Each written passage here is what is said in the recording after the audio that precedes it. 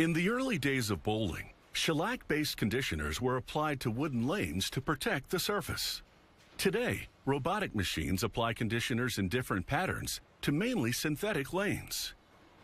Easier ones for the average bowler and more challenging ones for tournament players. At most bowling alleys, lane cleaning and conditioning are done automatically by roaming robots. They apply different conditioners in specific patterns. The pattern selections are made by league organizers. It's all about ensuring consistent scoring. Computerized tools with different bits produce many of the robot's parts. Here they carve a block of aluminum into a mounting part for a handle. This is the blank before and after. An employee assembles two of the mounting parts to the handle. He secures them with heavy-duty bolts, ensuring that these pressure points will hold up to the job of lifting the 370-pound robotic machine. He attaches one handle to each of the two side panels. He installs a sprocket sensor system on one of the side panels. This sprocket sensor will detect where the robot is and communicate that information to its computer. He links it to the front wheel with a second sprocket chain and closes the loop with a master link. He now lowers the oil buffer brush assembly into the machine. He inserts the main drive motor and then secures it to an aluminum partition with the shaft protruding through the other side. He then wraps the drive chain around the sprockets of the shaft. He loops a rubber belt in front of the buffer brush and connects it to the oil applicator. The applicator will slide on the belt, dispensing small amounts of conditioner. He installs whisker sensors to the front on each side. When these whiskers brush the sides of the lane, they'll send a signal to the computer, which will then direct the robot to move more to the center. The conditioning solution tanks have been equipped with metering pumps and pressure gauges. He bolts the assembly to the rear wall of the machine.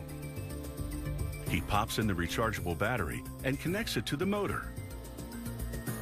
The machine is ready for the computerized system that runs it. This system includes the control panel. He installs it in the center of the machine just above the battery. He then runs the hose from the conditioning tank over to the applicator and connects it. Moving to the front, another employee unwinds fabric from one roller and attaches the end to the next. This is part of the cleaning system. The cloth will scrub the bowling lane after the robot sprays a cleaning solution onto it. A suctioning squeegee will vacuum up dirt and leftover cleaner and deposit them in this recovery tank.